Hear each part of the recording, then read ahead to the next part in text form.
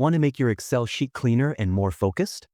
Let me show you how to hide and unhide rows and columns like a pro, in seconds. Okay, let's jump right in. Let's say you have a dataset from A1 to D11, and rows 4 to 6 contain backup data that you don't want to delete. But you also don't want to display it right now.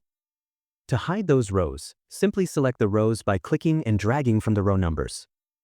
For example, row 4 to 6. Right-click on the selection. Now, click on Hide. Or, if you want to go even faster, just press Ctrl+9 to hide selected rows. You'll notice the row numbers now jump from 3 to 7. That's how you know rows are hidden. Hiding columns works the same way. Suppose column C contains confidential info. To hide it, first select the column C. Right-click and choose Hide. Or, press Ctrl+0 to hide selected columns. Simple, right? Now your sensitive data is temporarily out of sight. But what if you want to bring those hidden rows back? Just select the rows around the hidden ones, in this case, rows 3 to 7. Right-click and choose Unhide. Or, press Ctrl+Shift+9 to unhide rows.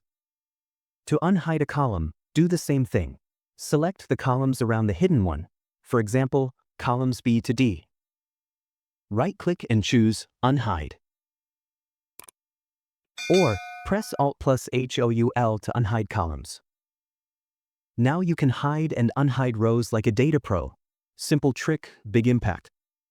If this helped, like, subscribe to Easy Click Learning, and hit the bell. Want more tips like hiding sheets or working with protected cells? Drop a comment below. I'm listening. Thanks for watching.